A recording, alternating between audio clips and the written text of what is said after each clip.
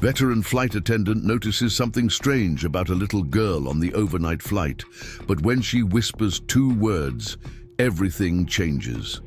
Before we dive into the story, drop a comment below and tell us where you're watching from. Enjoy the story. Marcus Daniels had developed an instinct for trouble during his 15 years as an Army Ranger.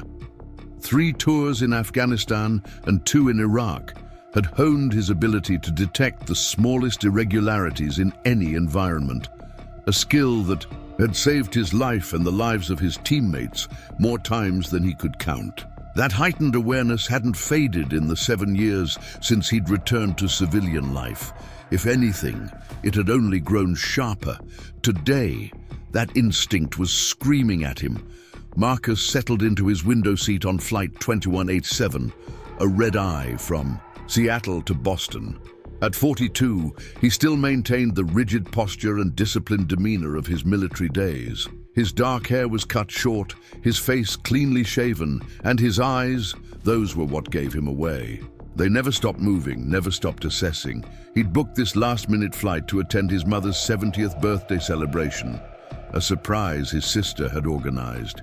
The Boeing 777 was nearly full, despite the late hour, packed, with business travelers and vacationers making their way across the country.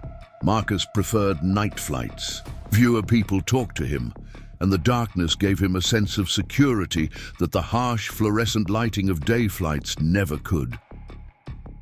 The cabin crew finished their final preparations as passengers settled in. Marcus had already scanned his immediate surroundings: an elderly man sleeping in the aisle seat next to him, emergency exits 4 rows ahead, air marshals typically positioned in rows 7 and 23 on this type of aircraft. Old habits. Then they boarded. A man and a little girl entered through the front of the plane, among the last passengers to board. The man was tall and well-dressed, in an expensive-looking suit, with a sharp jawline and cold eyes that darted nervously around the cabin. He held the girl's wrist, not her hand, Marcus noted immediately, but her wrist, in a grip that looked painful, even from a distance. The girl couldn't have been more than 7 or 8 years old. She wore a pristine white dress with a navy blue cardigan that seemed too warm for the summer season. Her dark hair was tied back in a tight ponytail, not a strand out of place. But it was her face that caught Marcus's attention. Pale, with hollowed cheeks and dark circles under her eyes. She looked exhausted, but more than that, she looked vacant. Her eyes were downcast, never lifting to meet anyone's gaze. Something about her triggered an alarm in Marcus's mind. Children on late-night flights were usually either sleeping or cranky. This girl was neither. She was absent, present in body, but nowhere to be found in spirit. The man guided her to their seats, several rows ahead of Marcus, on the opposite side of the plane. He watched as the man took the aisle seat, placing the girl by the window, blocking her exit, Marcus noted automatically. The tactical assessment happened without conscious thought. "Sir, would you like something to drink before takeoff?" Marcus turned to find a flight attendant leaning slightly into his row, a practiced smile on her face. Her name tag read, Sophia. "Just water, thank you," he replied, his eyes involuntarily drifting back to the man and the girl. Sophia followed his gaze, then looked back at Marcus with a slightly raised eyebrow. "First time flying?" she asked, misinterpreting his vigilance as nervousness. Marcus shook his head. "No, former military. Old habits die hard." Something changed in Sophia's expression, a flash of understanding, perhaps respect. "Thank you for your service," she said, her voice softer. "I'll bring that water right away." As she moved away, Marcus continued his discreet observation. The man was now speaking to the girl, his mouth close to her ear. Whatever he was saying, it wasn't making. Her smile, if anything, she seemed to shrink further into herself, becoming smaller in her seat. "I've already notified the captain," she whispered. We've radioed ahead to have security meet the plane in Boston. If there's something wrong, we'll handle it, but we can't risk a confrontation at 35,000 feet. Marcus nodded. The tactical logic, making sense even as it frustrated him. I know that look, she continued. She's not in immediate danger. We have 6 hours before we land. We're watching them.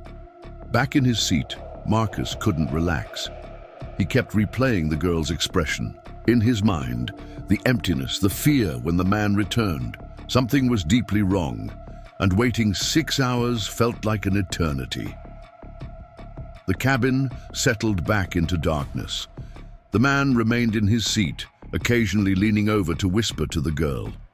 Once, when a flight attendant passed with a beverage cart, Marcus saw him plaster on a charming smile and decline with perfect politeness. The mask of normality was well practiced. 2 hours into the flight, most passengers were asleep. The cabin was dimly lit, with only the reading lights of a few insomniacs breaking the darkness. Marcus had been pretending to sleep, his military-honed ability to remain alert while appearing at rest serving him well. He watched through nearly closed eyes as Sophia moved quietly through the cabin, checking on passengers. When she reached row 14, she paused, then bent down. Marcus couldn't hear what she said, but he saw her offer a blanket to the girl. The man accepted it with a practiced smile, draping it over the child himself. As Sophia continued her rounds, she passed Marcus's row and discreetly dropped a folded napkin onto his tray table. Once she had moved on, he carefully unfolded it. He says they're flying to Boston for a ballet competition. She hasn't spoken a word. No identification for her. We're still 3 hours from Cleveland for emergency landing. Captain says we need more to divert. Marcus closed his eyes, thinking they needed more information, something concrete. The bruised wrist wasn't enough. It could be explained away too easily. The girl's silence could be shyness or exhaustion. He needed her to talk. Half an hour later, Marcus made his move. He stood up, stretching as if stiff from sitting too long, and made his way to the lavatory at the back of the plane. As he returned to his seat, he took a different route that allowed him to pass by row 14 again. The man was asleep now, or at least his eyes were closed, and his breathing was deep and rhythmic. The girl was still awake, staring at the seat back in front of her, the blanket pulled up to her chin, despite the warmth of the cabin. As Marcus passed, he dropped a small folded paper onto her lap, a makeshift origami bird he'd created in the lavatory from a page of the in-flight magazine. A silent offering. The girl's eyes widened slightly as she saw it, her small fingers cautiously touching the paper bird. Then, with a quick glance at the sleeping man beside her, she slipped it into the pocket of her cardigan. The small gesture of defiance gave Marcus hope. She wasn't completely broken. Back in his seat, Marcus fought against the exhaustion that threatened to overwhelm him. The elderly man beside him had been sleeping soundly since takeoff, occasionally emitting soft snores. The cabin was hushed, the only sounds the constant hum of the engines and the occasional clink of ice in a glass, as a flight attendant served a drink to a sleepless passenger. Sophia passed by again, this time with a fresh round of water for those still awake. When she reached Marcus, she leaned down as if asking if he wanted a refill, using the moment to whisper, "Security confirmed at Boston, landing in 2 hours 40 minutes. Marcus nodded his thanks, both for the update and the water. His mind was still racing, trying to formulate a plan. If the girl didn't speak, if there was no clear evidence of wrongdoing, the man might simply walk off the plane with her in Boston, disappearing into the crowd before anyone could stop them. He needed to create an opportunity for the girl to communicate, but how? The answer came unexpectedly. The plane hit a patch of turbulence, the sudden drop causing several passengers to wake with startled gasps. The fasten seatbelt sign illuminated with a soft ding, and the captain's voice came over the intercom. "Ladies and gentlemen, We're experiencing some light turbulence. Please return to your seats and fasten your seatbelts. Flight attendants, please suspend service and secure the cabin." The timing was perfect. As Sophia and the other flight attendants moved quickly through the cabin, checking seatbelts, Marcus saw his opportunity. The distraction of the turbulence, the momentary chaos. It was now or never.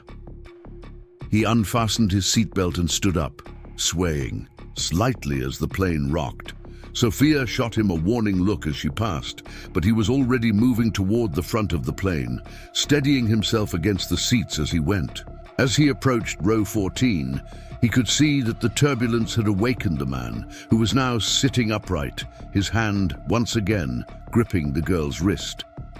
The girl looked more terrified of him than of the shaking aircraft. Marcus stumbled deliberately as he reached their row, falling against the man's seat with an apologetic mumble. The man glared up at him, recognition flashing in his eyes. "Sorry," Marcus said, feigning embarrassment. "Turbulence caught me off guard." "You should be in your seat with your seatbelt fastened," the man replied coldly. "Heading back now," Marcus assured him, but as he straightened up, he locked eyes with the girl. In that brief moment, he mouthed 2 words to her. "Bathroom, soon." The siege. Girl's eyes widened almost imperceptibly. Did she understand? Marcus couldn't be sure. He made his way back to his seat, aware of Sophia's disapproving look as he sat down and refastened his seatbelt. The turbulence continued for several minutes, the plane occasionally dropping in a way that caused several passengers to gasp. Marcus used the distraction to watch row 14 without being obvious. The man was visibly uncomfortable with the turbulence, his knuckles white as he gripped the armrest. Finally, the plane stabilized, and the seatbelt sign turned off with another soft ding. The captain's voice returned, apologizing for the rough air and assuring everyone that the remainder of the flight should be smooth. As the cabin settled back into its previous quiet state, Marcus continued to observe. 10 minutes passed. 15. He was beginning to think his message hadn't been understood when he saw movement in row, and the girl was tugging slightly at the man's sleeve, her face turned up to him for the first time. Marcus couldn't hear what she said, but the man's irritated expression told him enough.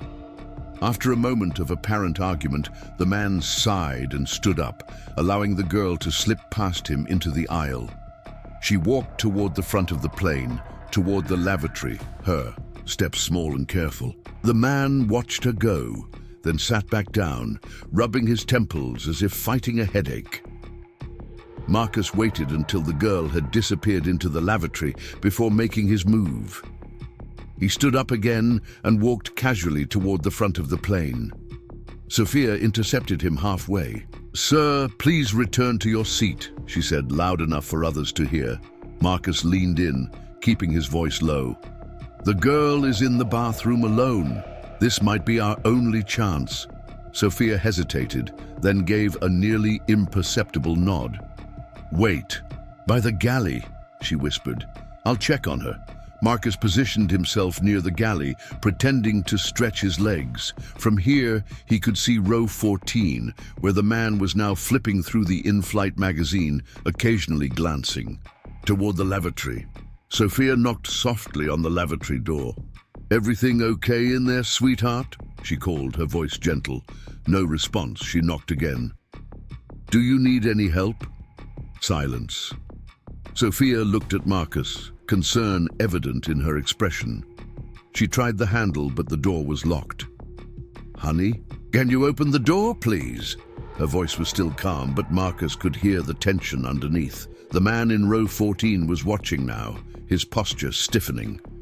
Marcus made a decision. He moved to the lavatory door, gently nudging Sophia aside. "Hey there," he said, pitching his voice low and calm, the way he used to speak to frightened children in war zones. "It's Marcus. Remember me from earlier, the one who gave you the paper? Bird, I know you're scared. I would be too, but we can help you." If something's wrong, if you're in trouble, you just have to tell us. Silence stretched for several long seconds. The man was standing now, moving toward them with purpose. Sophia stepped into the aisle, blocking his path. "Sir, please return." "Oh, to your seat," she said firmly. "That's my daughter," the man insisted, his charm replaced with cold anger. "Get away from there." Marcus ignored him, keeping his focus on the lavatory door. "You're safe here," he continued. "I promise. Just tell us if you need help." A small sound came from inside the lavatory, so faint that Marcus almost missed it. Then, in a voice barely above a whisper, 2 words slipped through the crack in the door. "Help me!" Those 2 small words hit Marcus with the force of a physical blow. For a split second, the world narrowed to just that tiny voice and the lavatory door between them.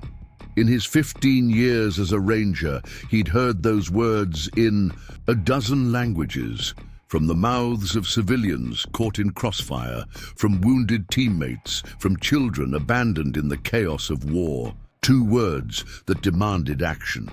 Marcus's military training kicked in automatically. Assess, decide, act. "I'm going to help you," he promised, his voice low and steady. "Can you unlock the door?" Behind him, the confrontation was escalating. The man was trying to push past Sophia, who maintained her position with surprising strength for her slender frame. "Sir, I need you to step back," she ordered, all pretense of customer service pleasantries gone. "That's my daughter," the man snapped, his carefully cultivated charm cracking under pressure. "You have no right to interfere." Marcus heard a faint click as the lavatory door unlocked. He opened it just enough to see the girl standing there, trembling slightly, her eyes wide with fear. Up close, he could see bruises on her neck, partially hidden by the high collar of her cardigan. "It's okay," Marcus said softly. "I won't let anything happen to you." The girl's eyes darted past him to where the man was still arguing with Sophia. Pure terror flashed across her face. "He'll hurt me," she whispered so quietly that Marcus had to lean closer to hear. "He always does." A cold fury settled in Marcus's chest, but he kept his expression calm. This wasn't the time for anger. It was the time for action. "He won't touch." "You again," Marcus promised. "What's your name, sweetheart?" "Lily," she whispered. "My name is Lily Parker." "Okay, Lily, I need you to stay in here with the door locked until I come back. Can you do that for me?" Lily nodded, her small fingers already reaching for the lock. Marcus gently closed the door, hearing the reassuring click as she secured it from the inside. When he turned around, the situation in the aisle had deteriorated. The man's face was flushed with anger, his voice rising despite the late hour and sleeping passengers. "This is ridiculous. I demand to speak to your captain immediately. My daughter is upset because of the turbulence, and now you're preventing me from comforting her." Other passengers were awake now, watching the confrontation with bleary-eyed confusion. A second flight attendant, an older man with graying hair, had joined Sophia in blocking the man's path. "Sir, I need you to return to your seat," the male flight attendant said firmly. "This is becoming a security issue." Marcus stepped forward, positioning himself directly in front of the man. He kept his voice low, meant only for the man's ears. "Her name is Lily Parker," Marcus said, watching the man's expression closely. "And those bruises on her neck tell me everything I need to know." The man's face went still, a cold calculation replacing his manufactured outrage. When he spoke again, his voice had dropped to a dangerous whisper. "You have no idea what you're getting involved in. Walk away now while you still can." It wasn't just the words that sent a chill down Marcus's spine. It was the complete absence of denial, no protestations of innocence, no explanations for the bruises, not even an attempt to claim he'd never heard the name Lily Parker. "Captain's been notified," Sophia murmured to Marcus. "He's radioing ahead for an emergency landing in Cleveland." The man heard her. His eyes narrowed as he assessed his deteriorating situation. Marcus recognized the look. He'd seen it on cornered insurgents, the moment when they decided whether to surrender or fight. This man was choosing to fight. The movement was so sudden that even Marcus, with all his combat training, barely had time to react. The man shoved the male flight attendant with surprising strength, sending him stumbling into a row of seats. In the same fluid motion, he lunged toward the lavatory door. Marcus intercepted him, driving his shoulder into the man's midsection. They crashed into the galley, sending coffee pots and plastic cups clattering to the floor. The man was stronger than he looked and clearly trained. His elbow found Marcus's ribs with precision, driving the air from his lungs. Passengers were shouting now, some scrambling away from the fight, others pulling out phones to record it. Sophia was on the intercom, her voice strained but professional. "Ladies and gentlemen, please remain in your seats with your seatbelts fastened. We are handling a security situation." Marcus grappled with the man in the confined space of the galley, both of them fighting for leverage. A sudden sharp pain in his side told him that the man had found a weapon, probably a broken piece of plastic or metal from the items they'd knocked over.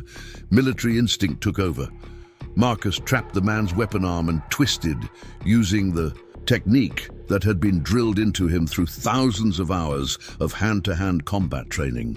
The man let out a grunt of pain as his improvised weapon, a broken handle from a coffee pot, clattered to the floor. "You're making a mistake," the man hissed, still struggling. "She's valuable property. People will come looking for her." The words sent a fresh wave of rage through Marcus. "Not my daughter. Valuable property." Whatever was happening here was far worse than he'd initially suspected. "Not anymore," Marcus growled, twisting the man's arm higher behind his back until he stopped struggling.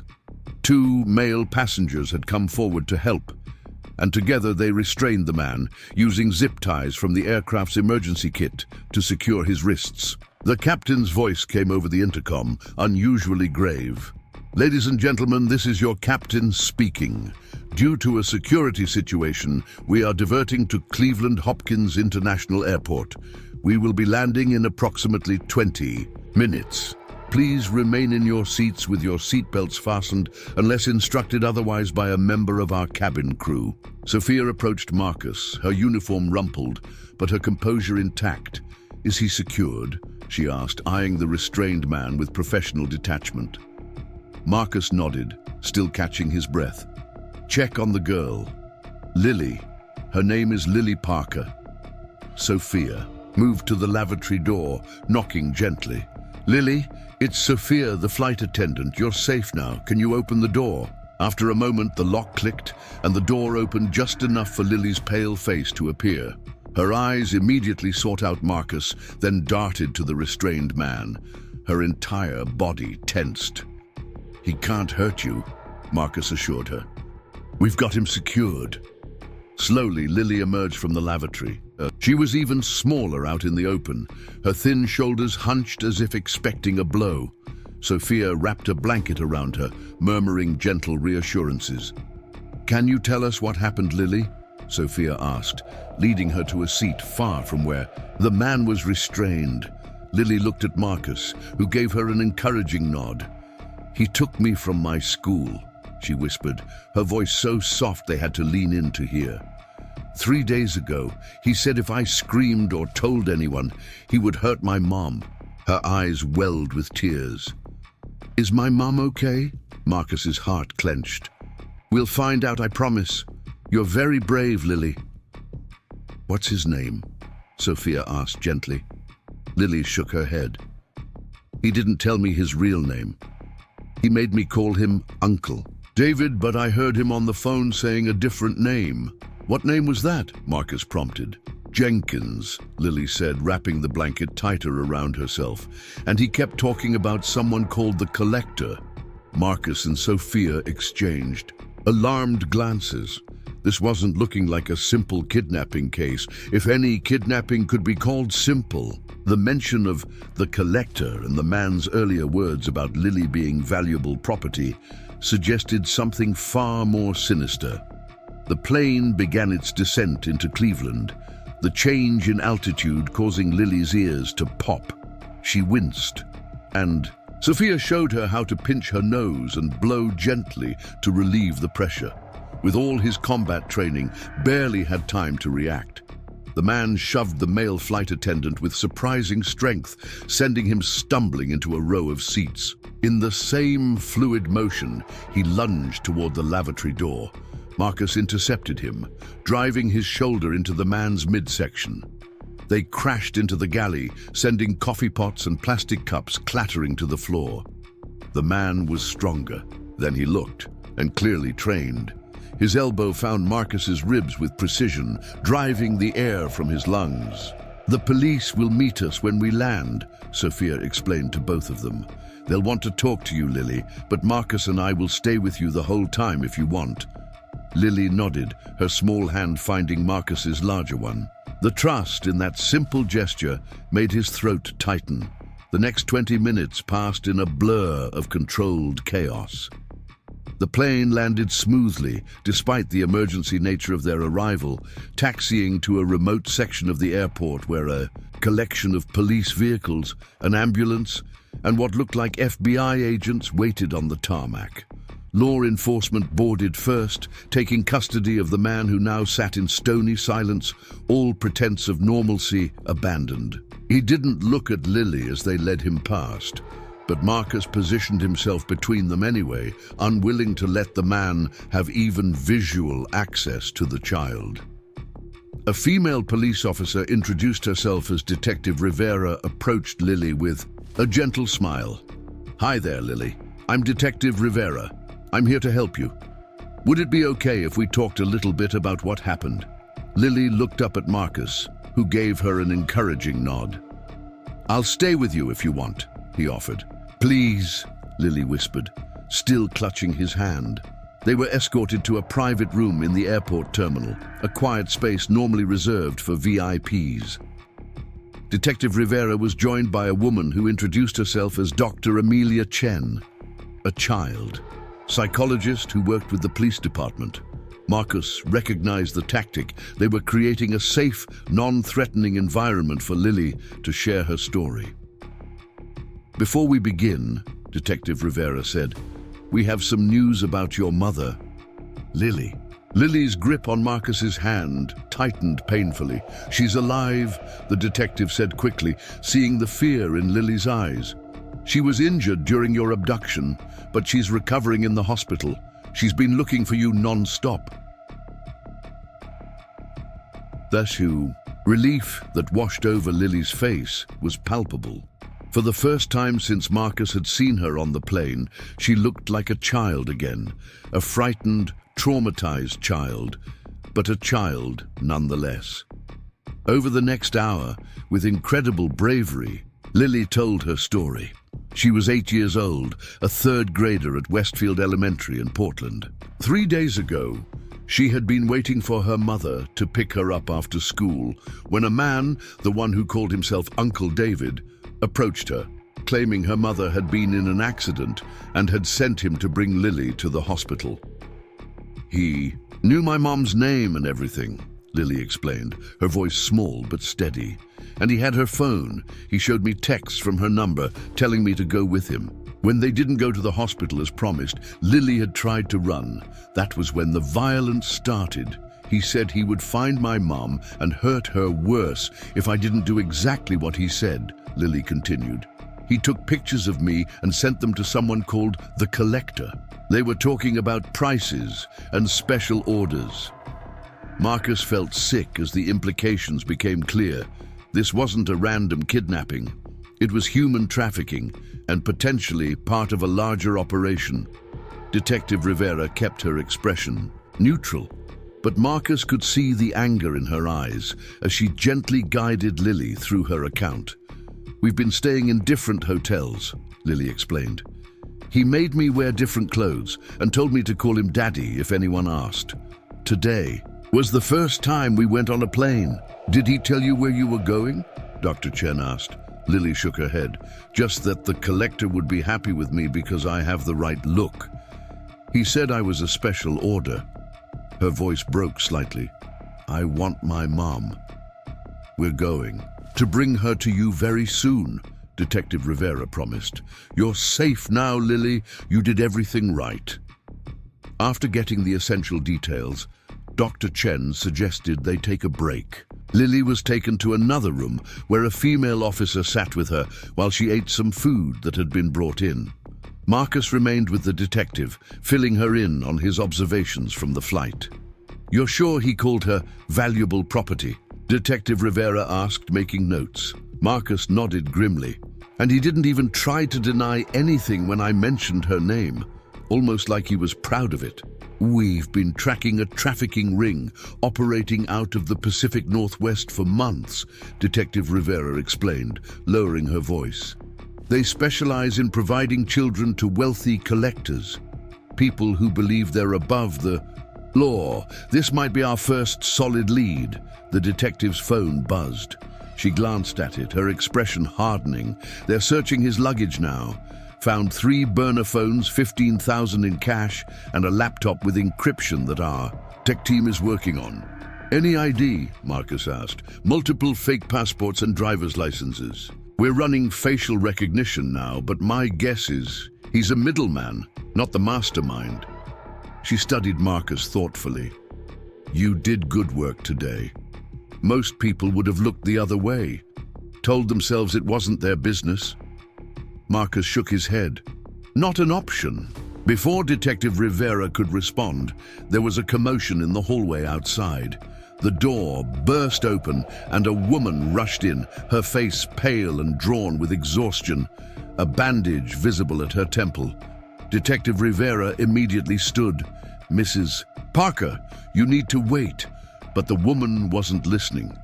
"Where's my daughter? They said you found her. Where's Lily?" Marcus recognized the desperate fear in her eyes, the look of a parent who had been living a nightmare. Detective Rivera attempted to calm her, explaining that Lily was safe and they were just following protocol. "I need to see her now," Mrs. Parker insisted, her voice breaking. "It's been 3 days. Please." Detective Rivera relented, leading Mrs. Parker to the room where Lily was waiting. Marcus followed at a distance, wanting to witness the reunion, but not intrude. The moment Lily saw her mother, she launched herself across the room with a cry that contained all the fear, relief, and love an 8-year-old could possibly express. Mrs. Parker dropped to her knees, gathering her daughter into her arms, both of them sobbing. They clung to each other as if afraid the other might disappear if they let go. "I'm sorry, Mommy," Lily cried. "He said he would hurt you if I didn't go with him." "Shh, it's not your fault, baby. None of this is your fault," Mrs. Parker soothed, rocking her daughter gently, her own tears flowing freely. "I love you so much. I never stopped looking for you." Marcus felt like an intruder, witnessing such a raw, private moment, but he couldn't look away. This was why he'd followed his instincts on the plane. This moment, this reunion, it made everything worthwhile. Eventually, Detective Rivera gently interrupted to explain that they needed to take Lily to the hospital for a medical examination. Standard procedure in cases like this. Mrs. Parker would be allowed to stay with her the entire time. As they prepared to leave, Lily suddenly pulled away from her mother and ran to Marcus, wrapping her arms around his waist in a fierce hug. "Thank you for believing me," she whispered. Marcus crouched down to her level, his throat tight with emotion. "You're the brave one, Lily. You saved yourself when you decided to ask for help." Lily shook her head. "But you listened. No one else did." Mrs. Parker approached them, her eyes red-rimmed but filled with immeasurable gratitude. "I don't know how to thank you," she said, her voice trembling. "If you hadn't noticed, if you hadn't said something, anyone would have done the same," Marcus replied, though they all knew that wasn't true. Too many people chose to look away, to mind their own business. "We'll need your contact information for the investigation," Detective Rivera told Marcus. "And you'll likely be called to testify if this goes to trial." "Whatever you need," Marcus agreed. "I'm staying in Boston for the next week, then heading back to Seattle." As Lily and her mother were escorted out, Detective Rivera received another call. Her expression turned grave as she listened. "I understand. Keep me updated." She hung up and turned to Marcus. "Your flight will be delayed in Cleveland overnight. We need statements from all passengers involved, and the airline needs to arrange a new crew due to duty hour limitations." Marcus nodded, unsurprised. "What about the man, Jenkins, or whatever his real name is?" "In custody, refusing to talk. Without a lawyer present." Detective Rivera's phone buzzed again. She checked it, her eyebrows raising slightly. "Well, this is interesting. Facial recognition just came back. His real name is David Mercer, former military contractor with ties to several private security firms. No criminal record, which is probably why he was chosen for this job." "Military contractor," Marcus repeated, the pieces falling into place. The man's fighting skills, his calm under pressure, his tactical awareness, it all made sense now. "We'll need to go deeper into your statement," Detective Rivera continued. "But it can wait until morning. The airline is arranging hotel rooms for all passengers. You should get some rest." Rest was the furthest thing from Marcus's mind. His thoughts were racing, connecting dots between what he'd seen on the plane and what he now knew. A trafficking ring targeting specific children for wealthy collectors. A former military contractor working as a middleman. Encrypted communications, multiple identities, international travel. This wasn't over, not by a long shot. Someone had sent Mercer to take Lily, and that someone was still out there. The thought made Marcus's blood run cold, as if reading his. "Your thoughts," Detective Rivera placed a hand on his shoulder. "We've got it from here. You did your part. You saved her. Let us handle the rest." Marcus nodded, but he knew it wouldn't be that simple. In his experience, operations this sophisticated rarely ended with a single arrest. There would be others. Other men like Mercer, other children like Lily. As he followed an airline representative to the shuttle that would take him to the hotel, Marcus found himself scanning faces in the terminal, looking for threats that might not be there. Old habits. But those habits had saved Lily Parker today, and Marcus couldn't bring himself to regret his hypervigilance. His phone buzzed with a text from his sister. "Flight tracker says you're in Cleveland? What happened to Boston?" Marcus stared at the message, unsure how to respond. How did you explain a day like this? How did you describe the moment when a child whispered, "Help me," and your entire world narrowed to that single purpose? In the end, he simply wrote, "Got delayed. Will explain when I see you. Tomorrow instead of tonight." It was insufficient, but it would have to do. Some stories couldn't be told via text. Some experiences changed you in ways that couldn't be easily articulated. As the shuttle pulled away from the terminal, Marcus looked back at the airport, thinking of Lily and her mother, of Detective Rivera and her investigation, of the collector who remained at large. He had a feeling their paths would cross again before this was truly over. For now, though, he had done what he could. He had trusted his instincts, and a little girl was back with her mother because of it. Tomorrow would bring new challenges, new questions to answer. But tonight, Lily Parker was safe. Sometimes that had to be enough. Morning came too quickly after a night of fitful sleep. Marcus woke in the unfamiliar hotel room, his body aching from the confrontation on the plane. The digital clock on the nightstand read 7:14 a.m. He'd managed barely 4 hours of rest, his dreams haunted by Lily's frightened eyes and the cold calculation in Mercer's expression. His phone buzzed with a text from Detective Rivera. "Meeting at Cleveland PD headquarters 9 a.m. Car will pick you up at 8:30. Marcus showered quickly, the hot water easing some of the stiffness in his muscles. The bruise on his side, where Mercer had struck him with the broken coffee pot handle, had darkened to a deep purple. He'd had worse, much worse, during his time as a ranger, but the injury served as a tangible reminder that yesterday hadn't been a nightmare. It had been real.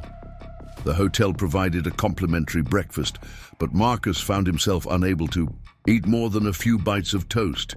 His mind kept returning to the unanswered questions. Who was the collector? How many other children had been targeted? And why Lily specifically? At precisely 8:30, a black sedan pulled up outside the hotel. The driver, a uniformed police officer, nodded respectfully when Marcus identified himself. "Detective Rivera asked me to tell you they've made some progress in the investigation," the officer said as they pulled away from the hotel. "She'll brief you when we arrive."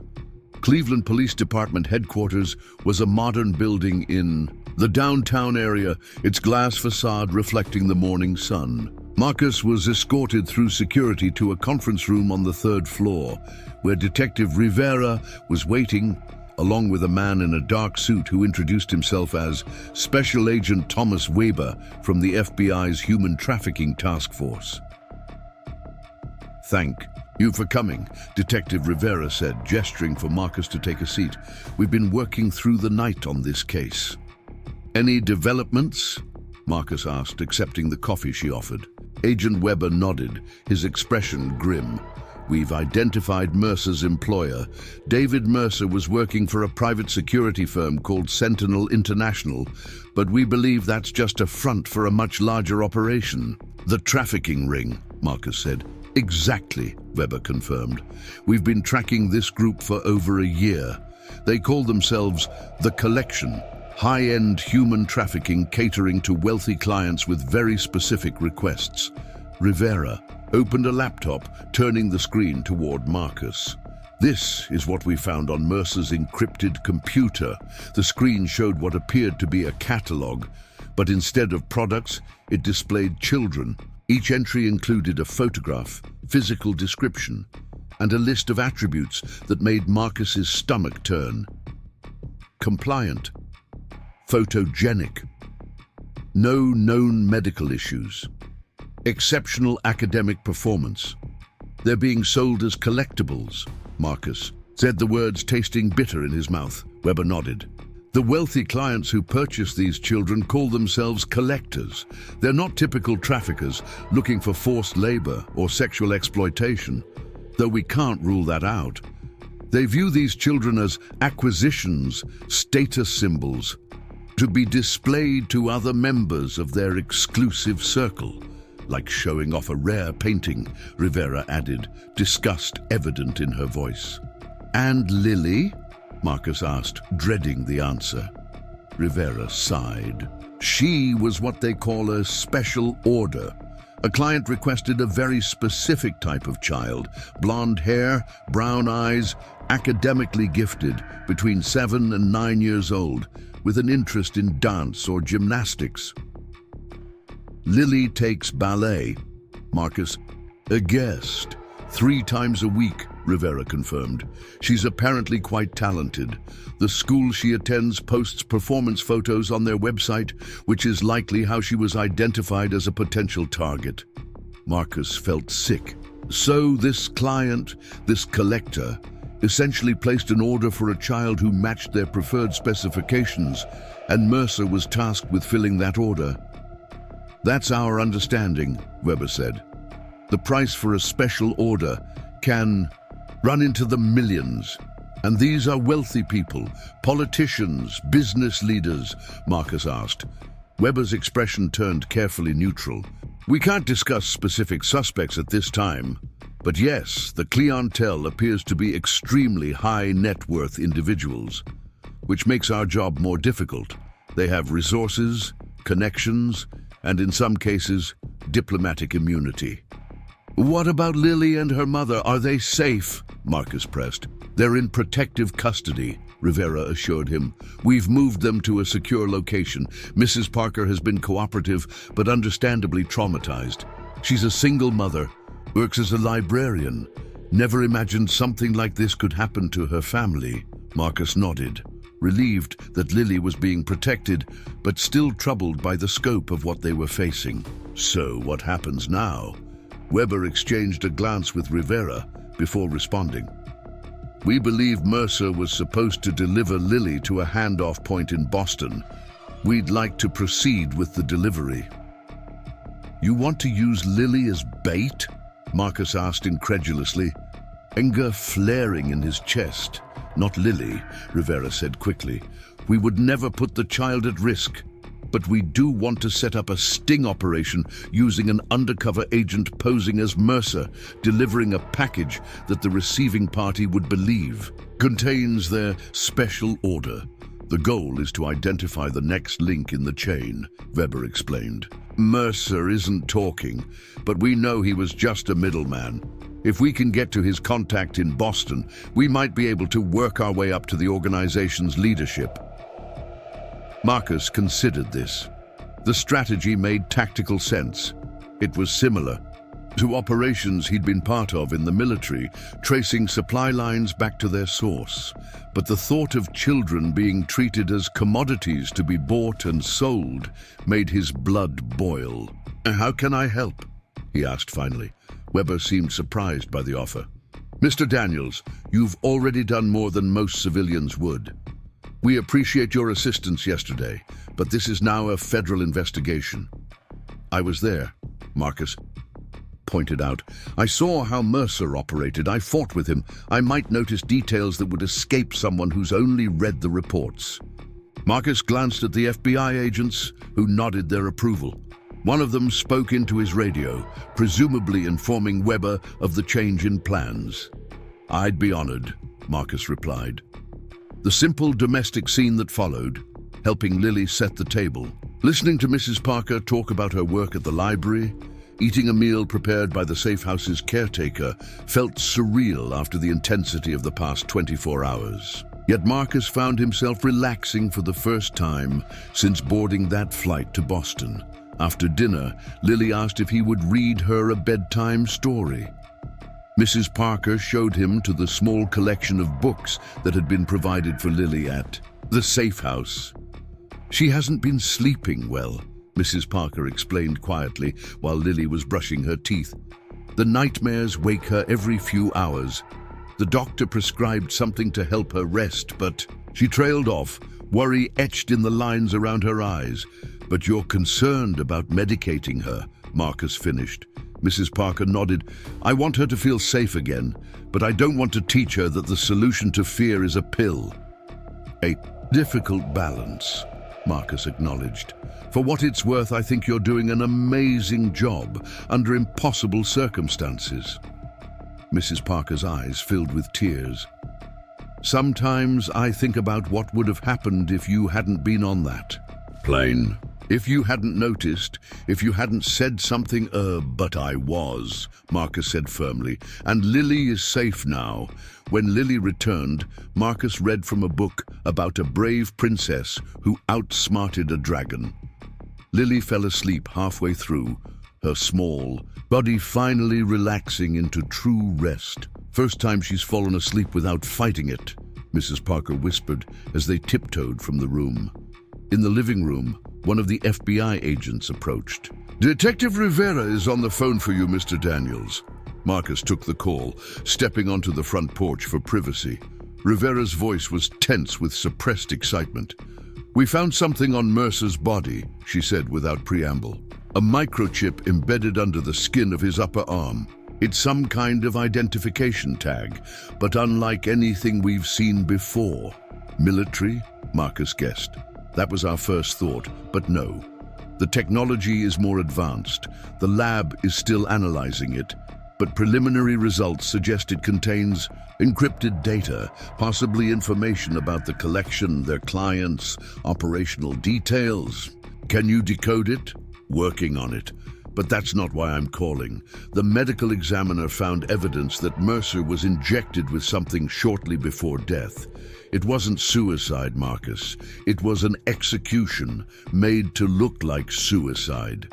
Marcus's military training kicked in, his mind immediately running through scenarios. Someone with access to the jail. Someone who knew Mercer was in custody. Exactly, Rivera confirmed. We're investigating everyone who had access to that information, but it's a delicate situation. If there's a leak within law enforcement, you can't trust the usual channels, Marcus finished. What do you need from me? Rivera was silent for a moment.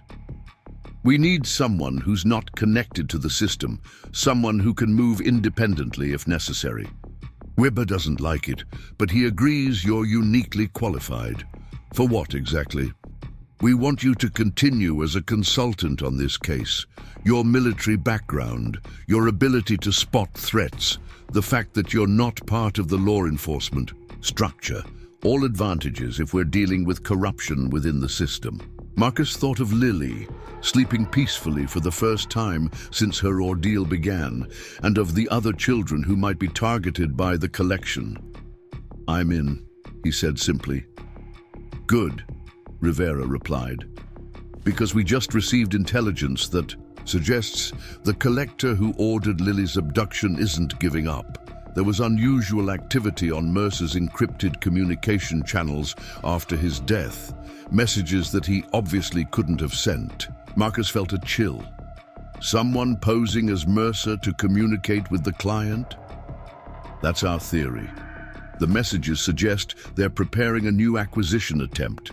Different personnel, same target. Lily, Marcus said, his hand tightening on the phone. He has a point, Rivera said to Weber. She turned to Marcus. We could use your insights on Mercer's behavior, mannerisms, anything that might help our undercover agent convincingly take his place. Weber still looked hesitant, but nodded reluctantly.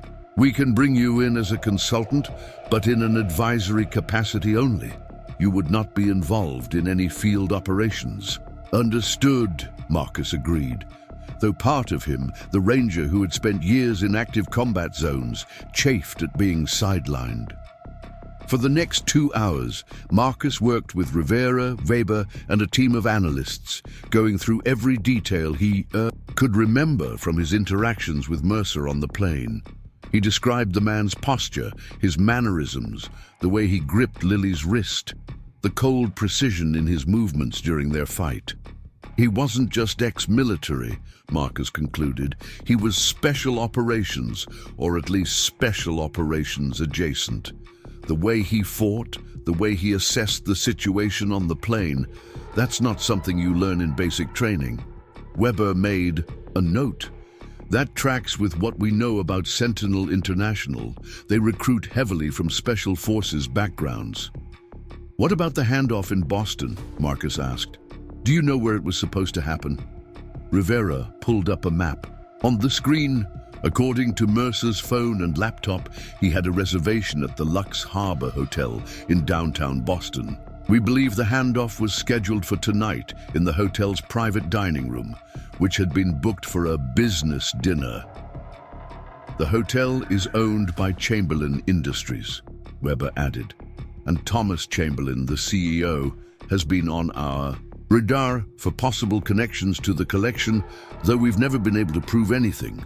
Marcus studied the hotel layout displayed on the screen, his tactical mind automatically identifying entry points, security measures, potential escape routes. It's a secure location. Multiple exits, private parking garage, probably high-end security systems. Exactly, Weber said, which is why we're proceeding carefully. Our undercover agent will arrive at the hotel as planned, with a team in place to monitor the meeting and identify the contact. What's in the package? Marcus asked. The one your undercover is delivering instead of Lily. Tracking devices, mostly, Rivera explained. Designed to look like personal belongings that would accompany a child. The goal is to get these items into the pipeline, see where they end up. The briefing continued for another hour, with Weber detailing the operation planned for that evening. When they finally broke for lunch, Marcus's head was swimming with information, but one thought remained crystal clear. Children were being treated as commodities by people wealthy and powerful enough to believe they were above the law. As they were gathering their materials, Rivera's phone rang. Her expression darkened as she listened to the caller. When? She demanded. Are you certain? A pause. I understand. We'll adjust accordingly. She hung up and turned to Weber, her voice tense. Mercer's dead. What? Weber and Marcus spoke. In unison, he was found in his cell 30 minutes ago, apparent suicide. The skepticism in Rivera's voice was clear. That's not possible, Weber said, already reaching for his own phone. He was on suicide watch, under constant surveillance. Apparently, he managed to hang himself with his bedsheet during a 3-minute gap in the guard rotation, Rivera replied, her tone making it clear how unlikely she found this explanation. Marcus had seen enough in war zones to recognize an execution, disguised as a suicide. Someone didn't want him talking. Exactly, Rivera agreed grimly. Which means our operation is compromised. If they knew Mercer was in custody, they likely know about the planned handoff in Boston. Weber was already making calls, issuing rapid-fire instructions to his team. Marcus felt the familiar tension of an operation going sideways. Plans changing, intelligence shifting, new threats emerging. We need to warn Lily and her mother, he said to Rivera. If they can reach Mercer in custody, they might be able to find the safe house. Rivera nodded, already dialing. I'm on it. The next few hours passed in a blur of activity. The sting operation in Boston was scrapped. Security around Lily and her mother was doubled, and a full investigation into Mercer's death was launched. By late afternoon, Marcus found himself in a smaller conference room with Rivera, Weber having left to coordinate with FBI headquarters. They were reviewing security footage from the jail, searching for any sign of who might have accessed Mercer's cell. The timing is too convenient, Rivera said, frustration evident in her voice. Just as we're about to roll up the next link in the chain, our only lead turns up dead. It suggests they have someone on the inside, Marcus noted. Someone with access to information about Mercer's arrest and the planned operation in Boston. Rivera rubbed her temples. That's what worries me. We limited knowledge of this investigation to a small circle, which means if there's a leak, it's coming from someone close to the case. Marcus finished the thought. They fell silent, both considering the implications. If the collection had infiltrated law enforcement, no one could be fully trusted. Rivera's phone buzzed again. She frowned at the message. Lily's asking to see you. Me? Marcus was surprised. Why? She's been having nightmares. Keeps talking about the man from the plane who saved her. Her mother thinks seeing you might help reassure her that she's really safe. Marcus hesitated. He wasn't trained to deal with traumatized children. His expertise was in combat, in identifying and neutralizing threats, not in providing emotional support to victims. I'm not sure I'm the right person for this, he admitted. Rivera studied him for a moment. You were the right person on that plane. Maybe you're the right person now, too. After a brief discussion with Weber, who reluctantly agreed, arrangements were made for Marcus to visit the safe house where Lily and her mother were being protected. 2 FBI agents accompanied him, driving a circuitous route to ensure they weren't being followed. The safe house was an unassuming suburban home, its ordinary appearance designed to attract no attention. Inside, however, Marcus noted the reinforced doors, the security cameras, the agents positioned strategically throughout the property. Lily was in the living room, drawing at a coffee table. She looked up when Marcus entered, and the transformation in her expression was immediate. From wary tension to relief. You came, she said, as if she had been afraid he wouldn't. Of course, Marcus replied, crouching down to her level. How are you doing, Lily? She shrugged, a too-adult gesture on her small frame. I have bad dreams. Mom does too, but she pretends she doesn't. Mrs. Parker, who had entered behind Marcus, gave a sad smile. We're working through it, she said, her voice stronger than it had been the day before. The FBI has arranged for a therapist who specializes in trauma to work with. Lily, that's good, Marcus said, genuinely relieved. It helps to talk about scary things with someone who understands. Lily studied him with those solemn brown eyes. Did you have bad dreams after your war? The directness of the question caught Marcus off guard. He considered deflecting, offering some sanitized answer, but something in Lily's expression told him she needed honesty more than comfort. Yes, he admitted. I still do sometimes, but they get better with time and help. Lily nodded, accepting. This. She pushed a piece of paper across the table toward him, a drawing she had been working on. It showed a stick figure man standing between a small girl and a shadowy figure. That's you, she explained, pointing to the stick figure, protecting me from the bad man. Marcus swallowed the sudden tightness in his throat. It's a good drawing. The doctors say I should draw what I'm thinking about, Lily continued.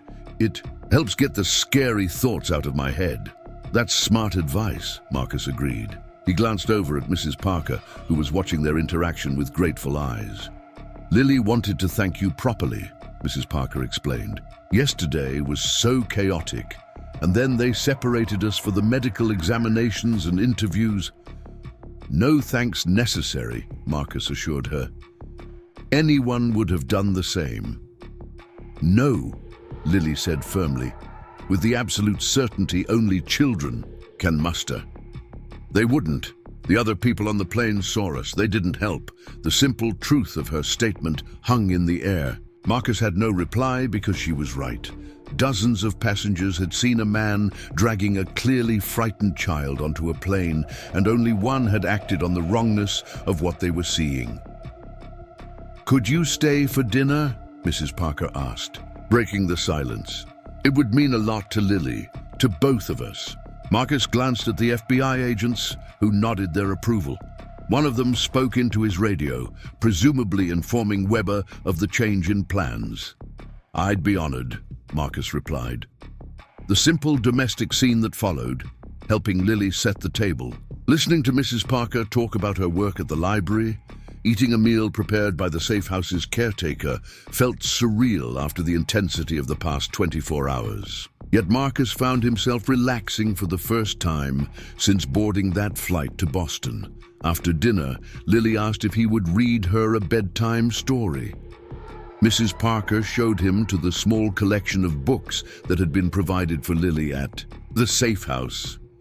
She hasn't been sleeping well, Mrs. Parker explained quietly while Lily was brushing her teeth.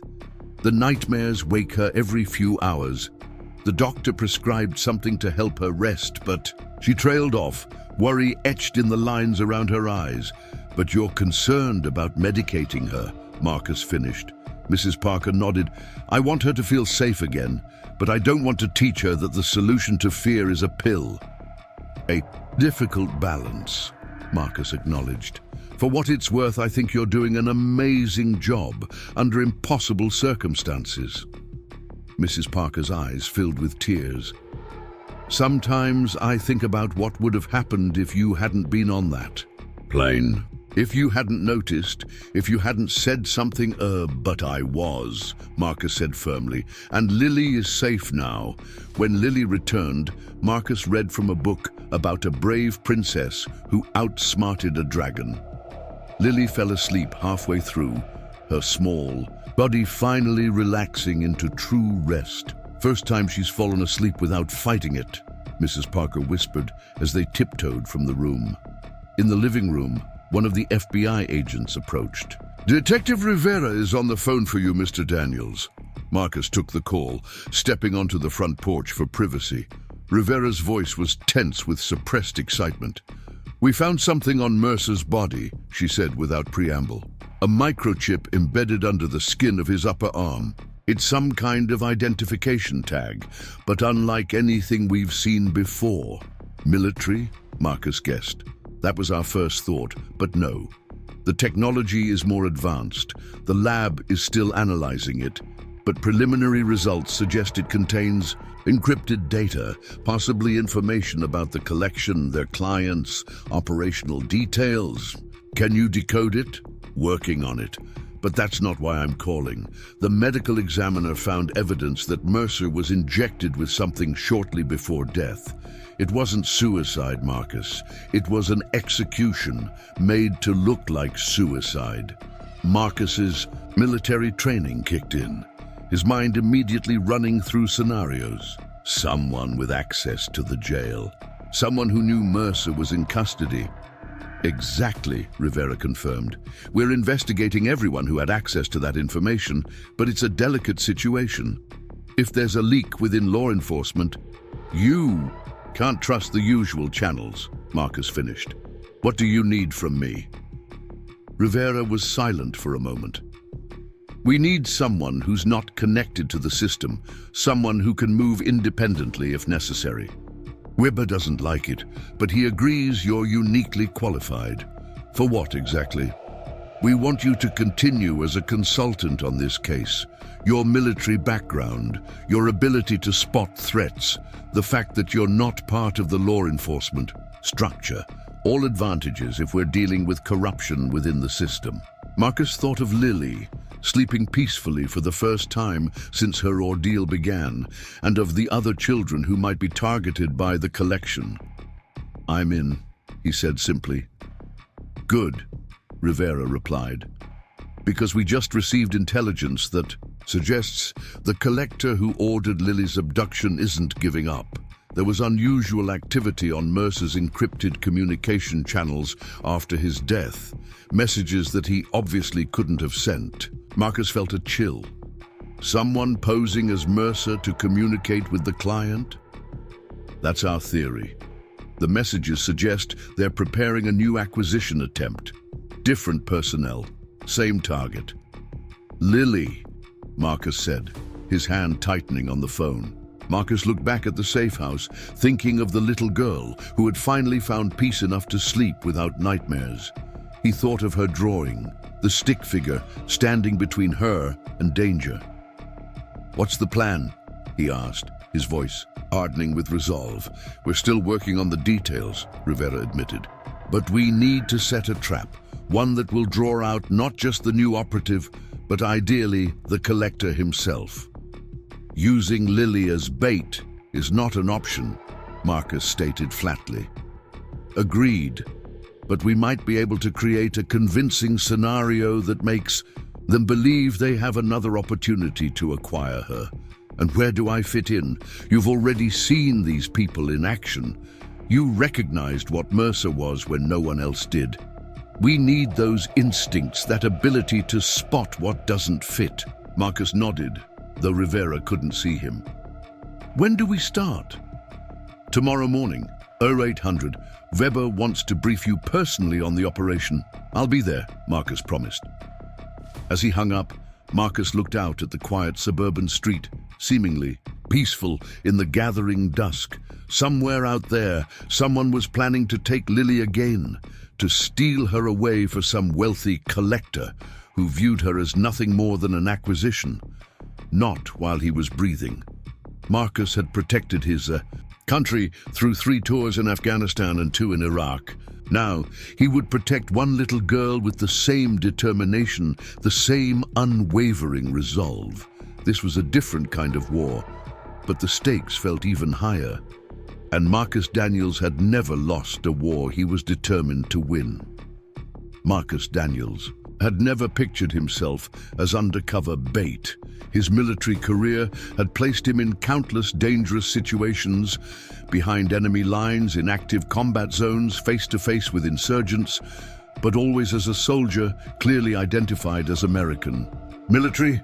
Never had he operated in the shadows, wearing the skin of someone else, pretending to be what he was not. Yet here he stood in a luxury Boston hotel suite, wearing an expensive suit that had been carefully selected by FBI specialists.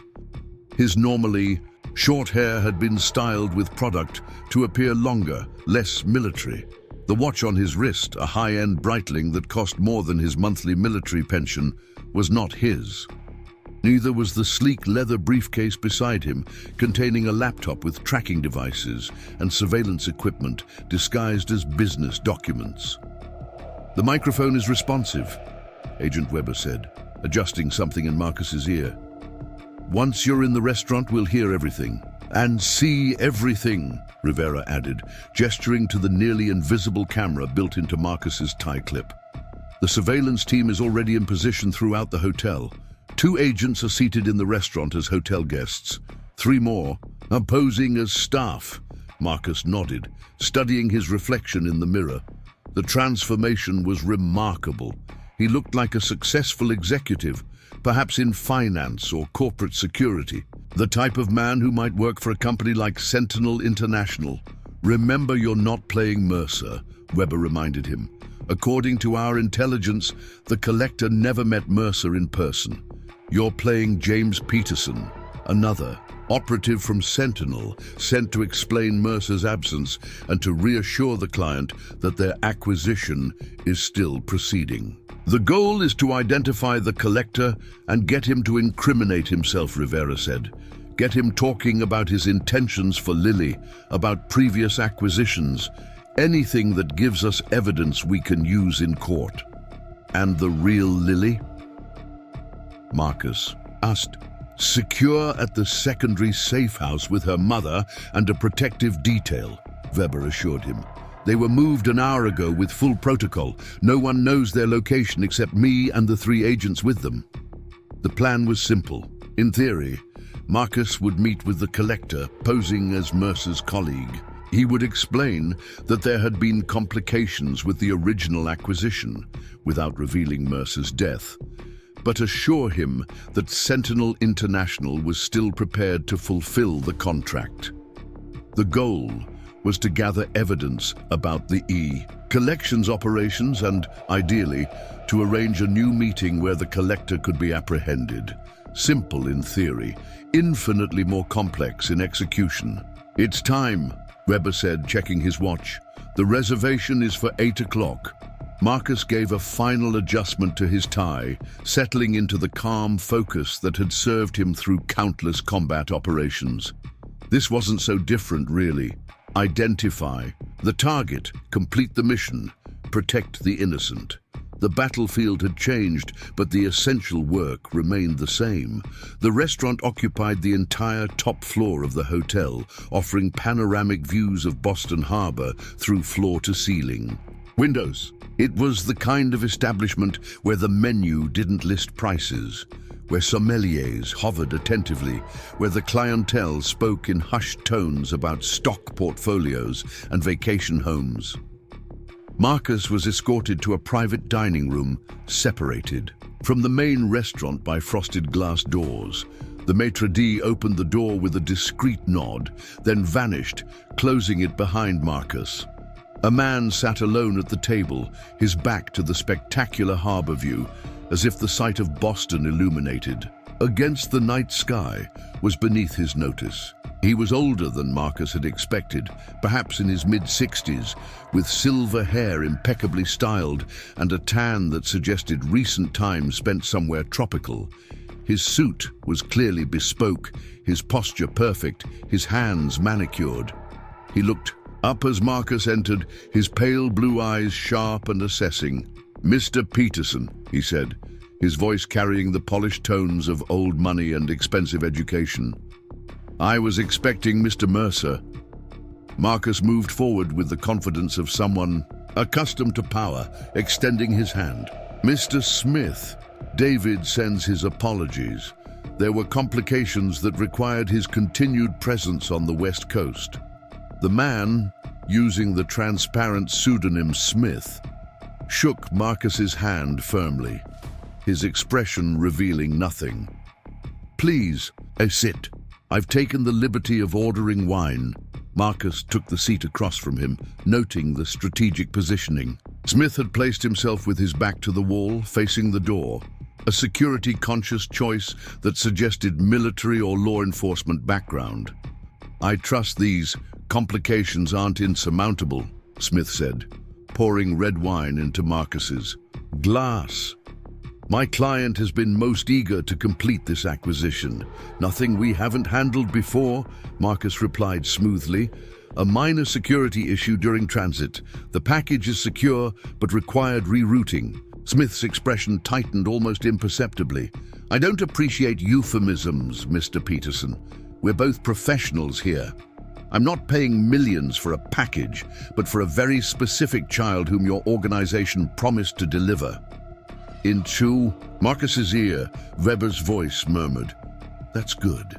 Keep him talking about the acquisition specifically."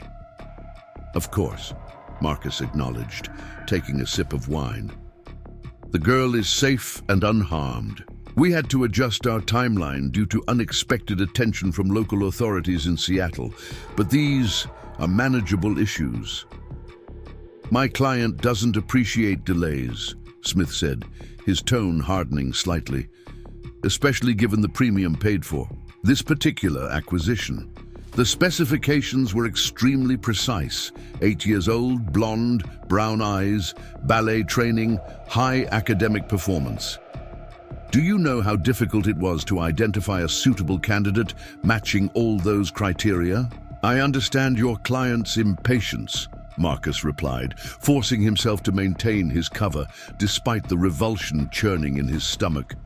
"But I'm sure they also appreciate discretion and security. Better a slight delay than complications that might lead back to them." Smith studied him for a long moment, then seemed to relax fractionally. "Fair point. When can we expect delivery?" 3 days, Marcus said, the time frame they'd agreed upon during planning. "We've arranged new transportation and a different handoff location. Given the attention at the airports, we're moving to ground transportation." "Acceptable," Smith nodded, "though my client will be displeased by the wait. He's already prepared." "The girl's accommodations." Marcus kept his expression neutral, though inwardly he was cataloging every word for the evidence it provided. "I understand he's a collector of some reputation?" A slight smile touched Smith's lips. "One of our most valued clients. His collection is quite impressive, specialized and carefully curated. This acquisition will be the 7th in his personal gallery." Weber's voice was tense in Marcus's ear. 7 children. Get him to elaborate." 7? Marcus asked, allowing a note of impressed surprise to color his tone. "That's substantial. Most collectors I've worked with maintain smaller collections due to the logistical challenges." "Most collectors lack both his resources and his vision," Smith replied, with undisguised pride. "He maintains a private island compound with individual residences for each acquisition, staffed with personnel to ensure they develop according to his specifications. Educational requirements, physical training, artistic development, all tailored to enhance their unique qualities." Marcus took another sip of wine to hide his disgust. "Quite the operation. And this new acquisition, what role will she fill in his collection?" Smith waved a hand dismissively. "That's not my concern. I simply identify and procure according to his requirements. Though I understand this one's ballet training was particularly appealing. He has been looking for someone with artistic aptitude to complete the collection's symmetry." A waiter appeared with the first course, momentarily interrupting their conversation.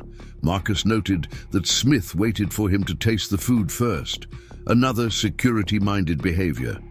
After the waiter departed, Smith leaned forward slightly. "Now, Mr. Peterson, while I appreciate Sentinel sending a representative, I prefer dealing with Mercer directly. He and I have a long-standing arrangement that has proven mutually beneficial." "David values that relationship as well," Marcus assured him. However, his continued presence in Seattle was necessary to ensure any loose ends were properly managed. The local operative who identified the girl became unreliable. Understanding flickered in Smith's eyes. "I see. Well, such problems must be handled appropriately. I trust Mercer's methods in these matters." "Always thorough," Marcus agreed. "Now, regarding the new handoff location, we're proposing a property outside of Hartford, isolated, secure, with multiple exit routes." Smith considered this, then nodded. "Send the coordinates to the usual channel. I'll have my team assess it." "Of course," Marcus replied. "And the final payment?" "Will be transferred upon confirmation that the merchandise meets specifications," Smith said coldly. My client insists on personally inspecting his acquisitions before completing the transaction. The terminology, merchandise, acquisitions, specifications, made Marcus's skin crawl, but he maintained his facade of professional detachment.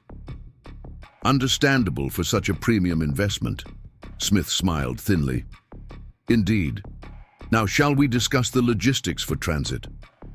For the next 30 minutes, they reviewed details of the fictional handoff plan, with Marcus providing enough authentic-sounding security protocols to maintain his cover while collecting more incriminating statements from Smith.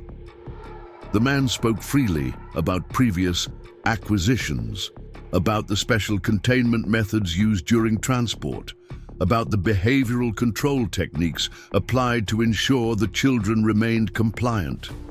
Each word was another nail in his eventual prosecution, all recorded by the equipment hidden in Marcus's tie clip and transmitting to the FBI team, monitoring from a suite 2 floors below.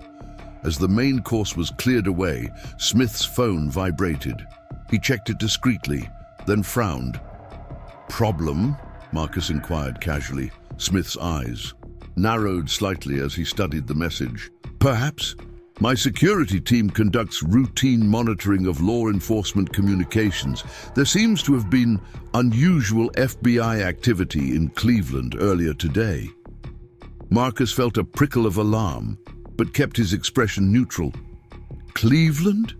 That's not on our route." "No," Smith agreed, his gaze sharpening as it returned to Marcus's face. "But it is where Flight 2187 from Seattle made an emergency landing yesterday. The same flight where David Mercer was supposed to be transporting my client's acquisition." In Marcus's ear, Weber's voice was urgent. "He knows. Be prepared for extraction on my signal." Smith placed his phone carefully on the table, his demeanor shifting subtly. The polished businessman was gone, replaced by something colder, more dangerous. "You see, Mr. Peterson, if that is your name, I maintain sources within various agencies, and these sources tell me that Mercer was arrested yesterday in Cleveland and was found dead in his cell this morning." Marcus matched Smith's calm, though. His body was now on high alert. "Information can be misleading." "Indeed it can," Smith agreed pleasantly, "which is why I took the precaution of having my team sweep this restaurant for surveillance devices before your arrival." He gestured upward, "including replacing certain light fixtures with our own equipment." Marcus glanced up, understanding immediately. The FBI team would have checked the restaurant earlier, but Smith's people had arrived even earlier, installing their own counter-surveillance. "Extraction team moving in now," Weber's voice said in Marcus's ear, tension evident. "Stall him." "Whatever you believe you know," Marcus said carefully, "the girl remains secure. Your client's interests can still be protected if we proceed sensibly." Smith's smile was cold. "I don't think we share the same definition of sensible, Mr. Not Peterson." He glanced at his watch. "And unfortunately, the FBI extraction team, currently preparing to enter this restaurant, will be slightly delayed. Hotel security has been alerted to a potential bomb threat requiring evacuation of the lower floors." Marcus felt the trap closing.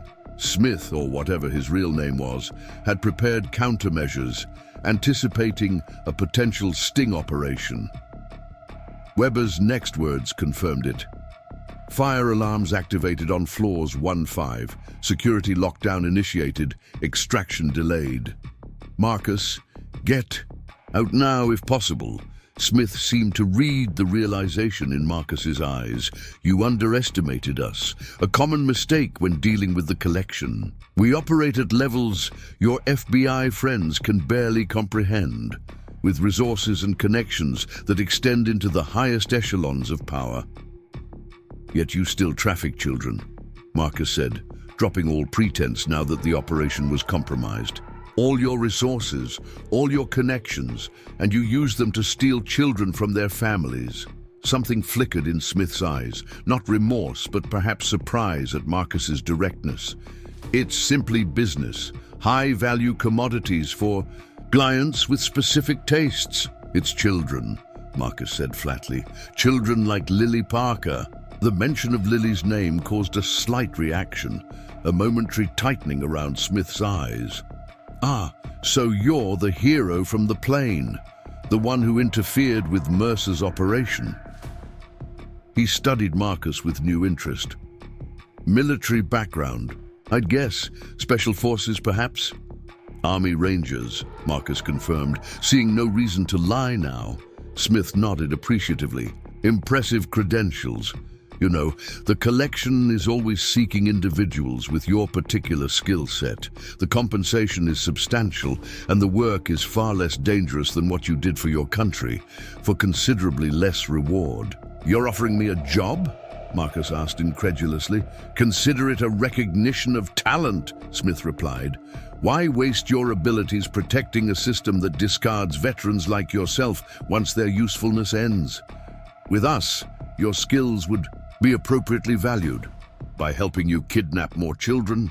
Smith shrugged elegantly. By facilitating the transfers of commodities to clients who can afford them. It's the purest form of capitalism, fulfilling market demand with exclusive supply. Marcus felt something dark and cold solidify in his chest. This man, with his expensive suit and cultured accent, genuinely saw nothing wrong with stealing children from their families and selling them to wealthy collectors. To him, Lily had never been a frightened little girl, just merchandise to be delivered. I'll pass, Marcus said, his voice hard. Pity, Smith replied, not seeming particularly disappointed. He reached casually into his jacket, a movement that Marcus registered immediately as potentially threatening. Marcus tensed, prepared to react, but Smith merely withdrew a business card, placing it on the table between them. Should you reconsider, this number will reach me. One call and your financial concerns disappear forever. He stood smoothly, adjusting his cuffs. Now, I believe our dinner is concluded. You'll find that the exits are currently monitored by my security team, but they have no instructions regarding you specifically. Your decision to leave unimpeded or to attempt something heroic is entirely your own. In Marcus's ear, Weber's voice was urgent.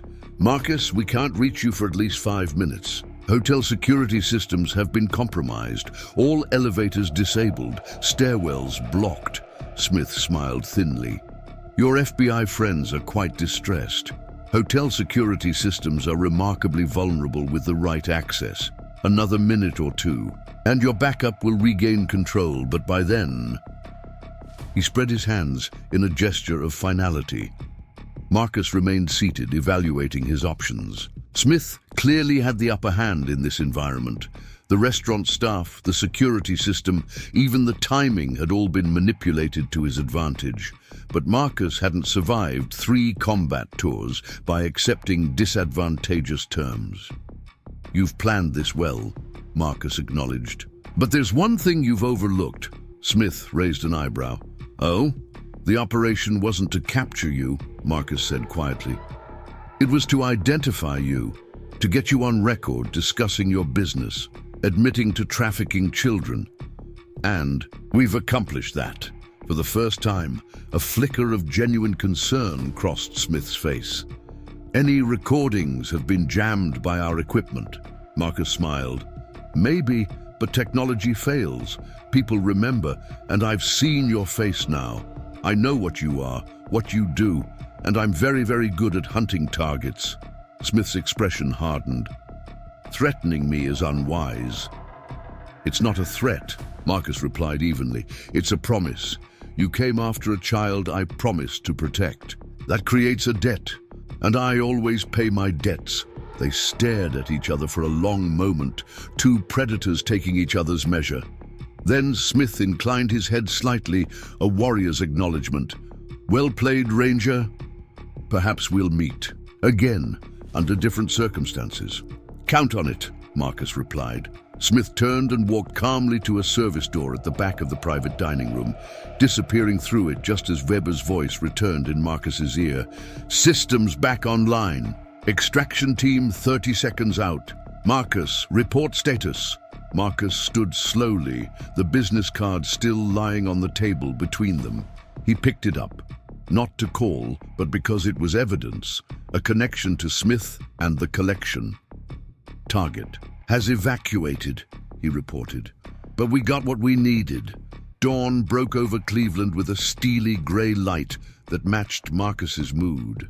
He hadn't slept more than a few restless hours, his mind too busy processing the implications of Mercer's death and Rivera's revelation that the collection was planning another attempt to acquire Lily. Weber's briefing was scheduled for 8:00 a.m. at a secure FBI facility rather than the police headquarters. Marcus arrived 20 minutes early, a habit ingrained during his military years. Better to wait than to be late, especially when lives depended on precise timing. The facility was housed in an unassuming office building downtown, with no external signage indicating its connection to federal law enforcement. Marcus was escorted through 3 security checkpoints before being led to a windowless conference room where Weber was already reviewing documents. "Daniels," Weber acknowledged with a nod. "Appreciate your punctuality." "What's the situation?" Marcus asked, accepting the coffee a junior agent offered. Weber gestured to the digital display on the wall, which showed surveillance photos of the hotel in Boston where the handoff was originally scheduled to occur. The Lux Harbor Hotel is owned by Chamberlain Industries, as we mentioned yesterday. Thomas Chamberlain is a billionaire with significant political connections and a reputation for art collecting. Weber clicked to a photo of an older man with silver hair and aristocratic features. "He's been on our radar for years, but we've never been able to link him directly to trafficking." "You think he's the collector who ordered Lily's abduction?" Marcus asked, studying the man's face. Weber shook his head. "Chamberlain is a person of interest, but we believe he's just one of several wealthy clients who utilize the collection's services. The organization operates like a high-end auction house, identifying and acquiring merchandise to order." The clinical terminology made Marcus's jaw clench. These were children, not commodities to be traded.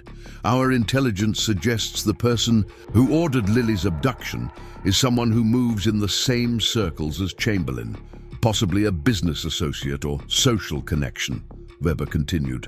"We're focusing on a man named Alexander Richfield." A new image appeared on the screen, a distinguished man in his 60s with cold, calculating eyes and an expression of entitlement that seemed permanently etched into his features. Richfield made his fortune in pharmaceuticals before diversifying into technology and private security. He owns property in 14 countries, including a private island in the Caribbean. He's politically connected, donated millions to various campaigns, and serves on the boards of several prestigious cultural institutions. "And he collects children," Marcus said flatly. Weber's expression darkened. "We believe so, yes, but proving it has been nearly impossible. His wealth buys extraordinary privacy and protection. Anyone who might testify against him either disappears or suddenly recants their statements and relocates to countries without extradition." Detective Rivera entered the room, looking as though she'd had even less sleep than Marcus. "Sorry I'm late. The Cleveland PD just finished processing Mercer's cell. No additional evidence beyond what we already knew." "What about the suicide?" Marcus asked. "Any leads on how someone accessed him?" Rivera shook her head. "The security footage shows nothing unusual. Guards followed protocol. No visitors. It's like a ghost somehow got to him." "No such thing as ghosts," Weber said grimly. "Just people with enough money and influence to make problems disappear." "Which brings us to the operation." He clicked to a new screen showing a tactical plan for the Lux Harbor Hotel, We believe the original handoff was scheduled for tonight. Since Mercer's arrest and death, there's been increased encrypted communication between Boston and several offshore servers we associate with the collection. They're scrambling to salvage their operation, and you want to help them, Marcus deduced. In a manner of speaking, Weber confirmed, we want to substitute our own operative. You, posing as another representative from Sentinel International, someone sent to explain Mercer's absence and assure them that delivery of the package is still proceeding as planned. The goal is to identify the collector, presumably Richfield, and get him to incriminate himself on record, Rivera explained. If we can get solid evidence of his involvement in child trafficking, we can finally shut down at least one branch of this operation. Marcus studied the tactical plan. And Lily stays safely hidden the entire time. Absolutely, Weber affirmed. She and her mother are being moved to a secondary safe house this afternoon. Only myself and 3 trusted agents will know the location. The plan was outlined in meticulous detail. Marcus would pose as James Peterson, another operative from Sentinel International.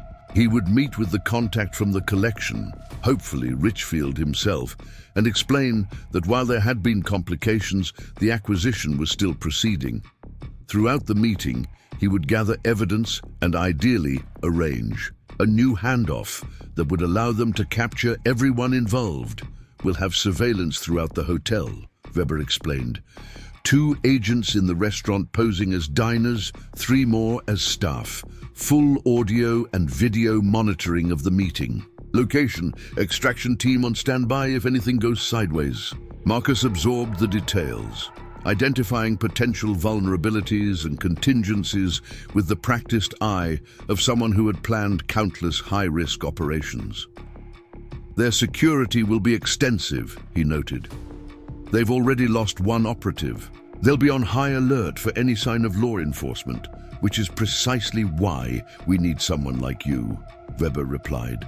Someone who isn't known to them, who can read the situation and adapt if necessary. I'll need a better understanding of how Mercer operated, his mannerisms, terminology, any habits that would be known to his contacts. Rivera pushed a file across the table. Everything we gathered from his personal effects and electronic devices. Our behavioral analysts compiled a profile. Marcus opened the file, scanning the contents. Detailed notes on Mercer's speech patterns, his body language, even the brand of cologne he wore.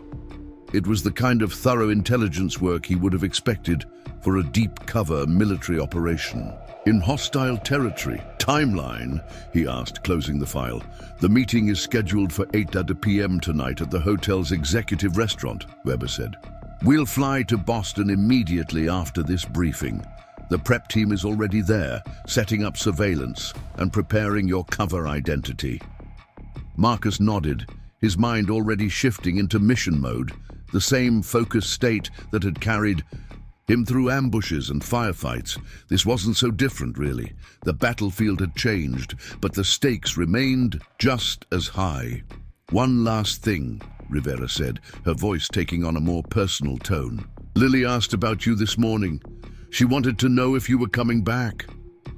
Something tightened in Marcus's chest. What did you tell her? That you were helping us make sure the bad people couldn't find her again, Rivera replied. She seemed satisfied with that, said you were good at stopping bad people. Marcus didn't respond, but the weight of that childlike faith settled on his shoulders, adding another layer of resolve to his determination. He would not let Lily down. The flight to Boston was brief, but busy. Marcus spent the entire time immersing himself in his cover identity, memorizing details about James Peterson, his background, his supposed history with Sentinel International, his connection to Mercer. By the time they landed, he had internalized the role so thoroughly that he responded automatically when Weber addressed him as Peterson during their final review. A nondescript black SUV transported them from the airport to a secure location, several blocks from the Lux Harbor Hotel. There, Marcus was fitted with surveillance equipment, a nearly invisible earpiece, a camera disguised as a tie clip, and a backup recording device hidden in his watch. The FBI technical specialist, a young woman with quick hands and quicker eyes, tested each piece of equipment methodically. The primary signal transmits to our surveillance van, parked 3 blocks from the hotel, she explained. Backup transmits directly to satellites if primary is compromised. The watch also has GPS capabilities that update every 30 seconds. What if they sweep for devices? Marcus asked. These are cutting edge, she assured him. The components are ceramic and carbon fiber, not metal, so they don't trigger standard detectors. The transmission signals use encrypted frequencies that piggyback on standard wireless networks, making them virtually indistinguishable from regular traffic. Weber entered as she was completing the equipment check. Wardrobes ready. You'll find everything in the next room. The wardrobe turned out to be a complete outfit, selected to match Mercer's expensive tastes while fitting Marcus's larger frame. The suit was clearly custom-made, the fabric fine enough to signal wealth without ostentatious branding. The shoes were Italian leather, the watch a Patek Philippe that probably cost more than Marcus's yearly military pension. Convincing, Marcus remarked as he adjusted the silk tie. It should be, Weber replied dryly. The Bureau requisitioned it from evidence seized in another case, belonged to a hedge fund manager who's currently serving 20 years for fraud. A styling team spent 45 minutes altering Marcus's appearance to match the photo ID created. For James Peterson, his military short hair was artfully restyled and slightly darkened, his clean-shaven face given just enough designer stubble to suggest a man who valued precision but wasn't rigid about it. Looking in the mirror, Marcus barely recognized himself. The transformation was remarkable, from military veteran to corporate operative in under an hour. Final briefing in 5, Weber announced, leaving Marcus alone to complete his mental preparation. He used those minutes to center himself, employing the same techniques he'd used before dangerous missions. Control the breathing, focus the mind, accept that the unexpected will happen, and be prepared to adapt. Trust the training. The final briefing was concise. The surveillance team was in position. The restaurant had been subtly examined and prepared. The extraction team was on standby. Everything was ready. Remember, Weber said as they prepared to depart, the primary objective is identification and evidence. If Richfield himself appears, that's ideal. But even confirming his involvement through his representative would be a significant win. And if things go sideways? Marcus asked. Weber's expression hardened. Standard exfiltration protocols. The safety of our undercover operative takes priority, followed by securing any evidence collected. What about Lily? Marcus pressed. If this operation fails, they'll try again to take her. One battle at a time, Daniels, Weber said, though Marcus could see the same concern reflected in his eyes. Let's identify the threat before we neutralize it. The Lux Harbor Hotel was everything the file had described, exclusive, elegant, and designed for the privacy of its wealthy clientele. The lobby gleamed with marble and gold accents. The staff moved with practiced efficiency, and security cameras monitored from discrete locations throughout the space. Marcus approached the front desk with the confident bearing of someone accustomed to luxury. James Peterson, he said smoothly. I believe I'm expected. The concierge, trained to recognize wealth and importance, responded with immediate deference. Of course, Mr. Peterson. Mr. Smith is already waiting for you in our executive dining room. Please, allow me to escort you. Marcus noted the pseudonym Smith with internal amusement at its transparency. In his experience, those with something to hide often chose the most obvious cover names, as if acknowledging the falsity was part of the game. The executive dining room occupied a secluded corner of the hotel's top floor, offering panoramic views of Boston Harbor through floor-to-ceiling windows. The space was designed for privacy, with sound-dampening architectural features and widely spaced tables. The concierge led Marcus to a private dining alcove, separated from the main room by decorative screens. A single man sat at the table, his back to the wall, positioned to observe both the entrance and the spectacular view. He was older than Marcus had expected, perhaps in his 60s, with silver hair and the dignified bearing of old money. His suit was impeccable, his posture perfect, his hands resting lightly on the white tablecloth, manicured and adorned with a single gold signet ring. Not Richfield himself, Marcus noted immediately. The man matched none of the photos from the briefing. "Mr. Peterson," the man said, rising slightly in greeting. His voice carried the polished tones of expensive education. "Please, join me. I've taken the liberty of ordering a bottle of Bordeaux that I think you'll appreciate." "Mr. Smith," Marcus replied, shaking the offered hand firmly before taking his seat. "Thank you for accommodating the change in personnel." Smith studied him with pale blue eyes that revealed nothing. "An unexpected development. I had established a productive working relationship with Mr. Mercer." "David speaks highly of your professional approach," Marcus said smoothly, using Mercer's first name to suggest familiar collegiality. "Unfortunately, circumstances required his continued presence on the West Coast." "Circumstances," Smith repeated, the word carrying a slight edge of skepticism. "How diplomatic." In Marcus's ear, Weber's voice murmured, "We're getting clear audio and video. Keep him talking." "Security considerations are our highest priority," Marcus continued, accepting the wine that Smith poured. "Particularly with acquisitions of this caliber." Smith's expression remained neutral, but something flickered behind his eyes, a calculating assessment. "Indeed, my client has been most eager to complete this transaction. The specifications were precise, the timeline clear, and the premium paid reflected both. The premium also covers discretion and risk management," Marcus countered smoothly, "both of which required adjustment after increased law enforcement activity in Seattle." Smith took a measured sip of his wine.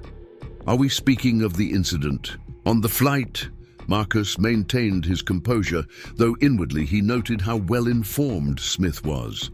A regrettable complication. The acquisition was temporarily compromised due to unexpected civilian interference.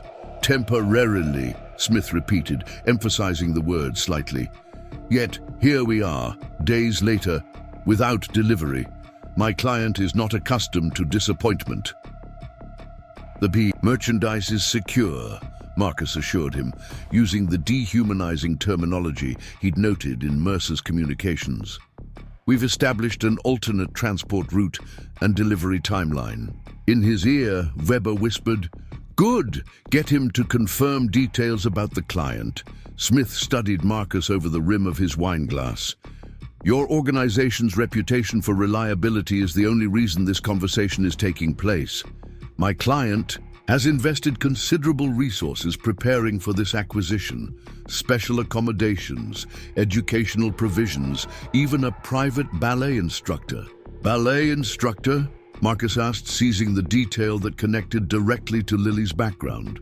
"The girl's talent was a significant factor in her selection," Smith confirmed. "My client maintains exacting standards for his collection. Each piece must contribute something unique to the whole."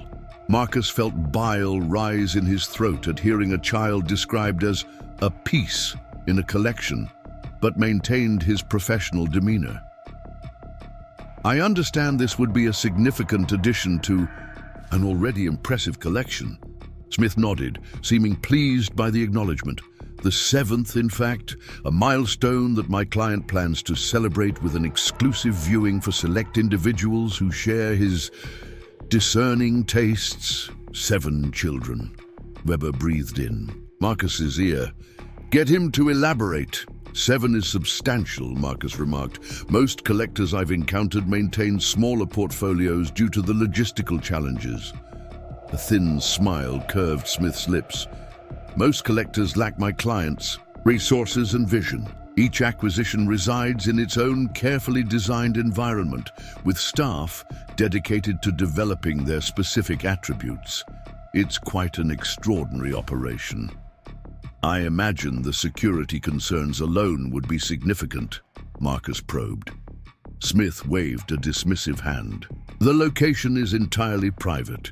An island accessible only by helicopter or boat, with comprehensive surveillance and a full security detail. The acquisitions themselves are conditioned to understand that cooperation is in their best interest." The casual reference to conditioning children sent another surge of revulsion through Marcus, but he channeled it into his performance, leaning forward with apparent interest. "Impressive. And this new acquisition, what role will she play in the collection?" "My responsibilities end with delivery," Smith replied. "Though I understand this particular subject was selected primarily for her artistic potential. The client has been seeking to round out his collection with someone who demonstrates exceptional creative aptitude." The waiter arrived with their first course, temporarily pausing the conversation. Marcus noted how Smith waited for him to taste. The food first, a security precaution that revealed professional paranoia. Once they were alone again, Smith's demeanor shifted subtly, becoming more direct. "Now, Mr. Peterson, while I appreciate Sentinel sending a representative, I prefer dealing directly with Mercer. Our arrangement has been mutually beneficial for several years." "David values that relationship," Marcus assured him. However, his continued presence in Seattle was necessary to address certain loose ends that required permanent resolution. Understanding flickered in Smith's eyes. "I see. Well, such matters must be handled appropriately. I trust Mercer's discretion." "Always thorough," Marcus agreed. "Now, regarding the new delivery timeline, we're proposing 3 days from now at a secure location outside Hartford. Less visible than the original plan, with multiple exit routes." Smith considered this, then nodded. "Send the coordinates through the usual channel. My team will verify the security arrangements." "Of course.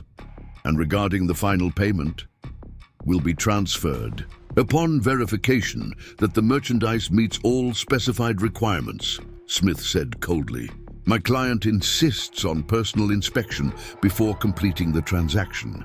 For the next 30 minutes, they discussed logistical details of the fictional handoff, with Marcus providing enough authentic-sounding security protocols to maintain his cover while collecting more incriminating statements from Smith.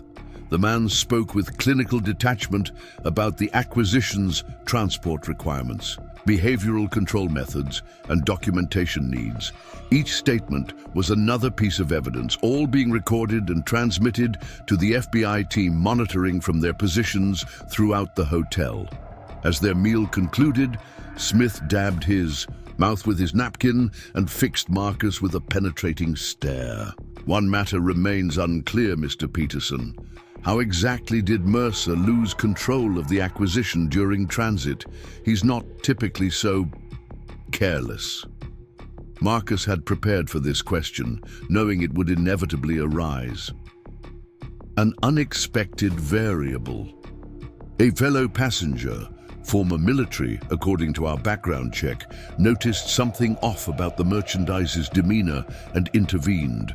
Smith's expression darkened. "Someone who should have minded their own business?" "Precisely," Marcus agreed. "A random Good Samaritan who created significant complications. Mercer is ensuring he won't interfere again." "See that he doesn't," Smith said, a subtle threat underlying his cultured tone. "My client doesn't tolerate failures, and neither do I."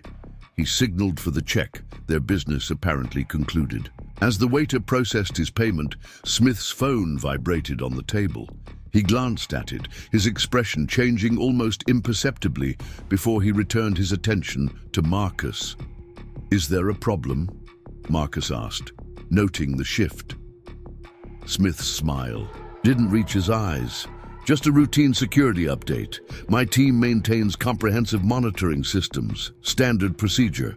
Something in his tone set off warning bells in Marcus's military-honed instincts.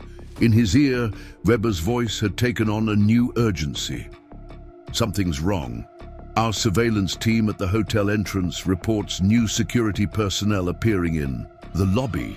Not hotel staff, professional, coordinated movement patterns. Smith was watching Marcus closely now, his earlier cordiality replaced by calculating assessment. You know, Mr. Peterson, in our line of work, information is perhaps the most valuable commodity of all, more valuable even than the merchandise we provide. Marcus maintained his cover, though his body was now on high alert. Information is only as good as its source. Indeed, Smith agreed, his eyes never leaving Marcus's face, and sources can be quite revealing. For instance, did you know that David Mercer was found dead in a Cleveland jail cell this morning? Apparent suicide, according to the preliminary reports that haven't yet been released to the public. The trap was closing. In his ear, Weber's voice was tense. He knows! Extraction team moving in now. Stall him.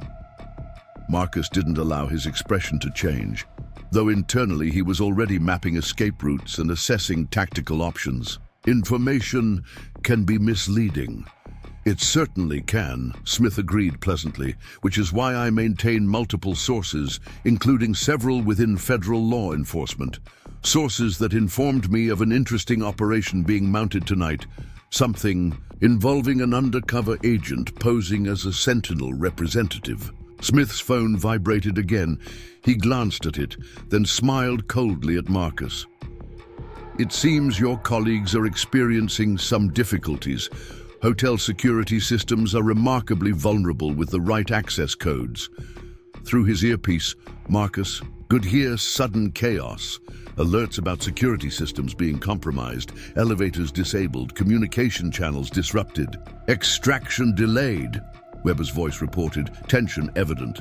Security systems compromised. Marcus, get out if you can. Smith seemed to read Marcus's thoughts.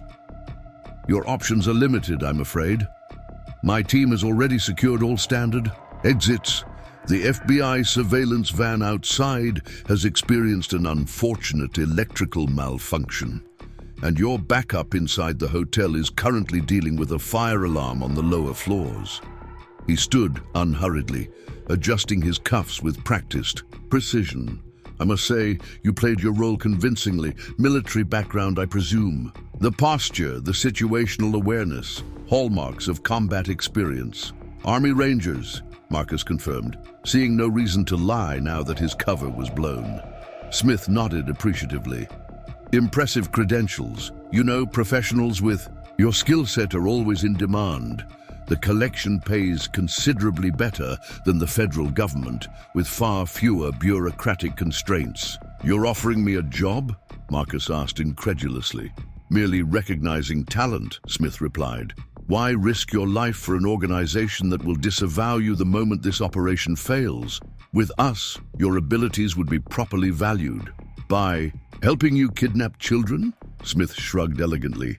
By facilitating the transfer of high-value commodities to clients willing to pay premium prices. It's simply business.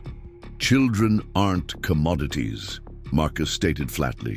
Everything has a price, Smith countered, including moral outrage. Consider my offer. He placed a business card on the table between them. One call, and your financial concerns vanish permanently. He buttoned his jacket with unhurried movements. Now, I believe our business is concluded. You'll find that all exits are currently monitored by my security team. Whether you leave peacefully or attempt something ill-advised is entirely your choice.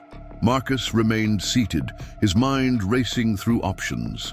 Smith clearly had tactical advantage. The environment was compromised, backup was delayed, and hostile forces controlled the exits. But Marcus hadn't survived 3 combat tours by accepting enemy terms. You've planned this well, he acknowledged. But there's one thing you've overlooked. Smith raised an eyebrow. Oh? The operation wasn't to capture you, Marcus said quietly. It was to identify you, to get you on record discussing your business. And that's been accomplished. A flicker of uncertainty crossed Smith's face. Any recordings have been jammed by our equipment. Maybe, Marcus conceded. But technology fails. People remember. And I've seen your face now, heard you discuss selling. Children to your client? I know what you are. Smith's expression hardened. Threatening me is unwise. It's not a threat, Marcus replied evenly. It's a promise. You came after a child I swore to protect. That creates a debt, and I always pay my debts. For a long moment, the two men stared at each other, two predators assessing strengths and weaknesses. Then Smith inclined his head slightly, a warrior's acknowledgement. Well played, Ranger. Our business is concluded for now. Perhaps we'll meet again under different circumstances. Count on it, Marcus replied. Smith turned and walked calmly toward a service entrance at the back of the dining room, disappearing. Through it just as Marcus's earpiece crackled back to life. Systems coming back online, Weber reported. Extraction team en route to your position. Status? Marcus picked up Smith's business card, tucking it into his pocket as evidence. Target has evacuated, but we've got what we came for. The first battle was over. The war for Lily's safety was just beginning. If you enjoyed this true story of courage and vigilance, make sure to hit that subscribe button and turn on notifications so you never miss our next shocking real-life rescue. And drop a comment below, telling us what you thought about Marcus's brave actions that saved little Lily from her abductor.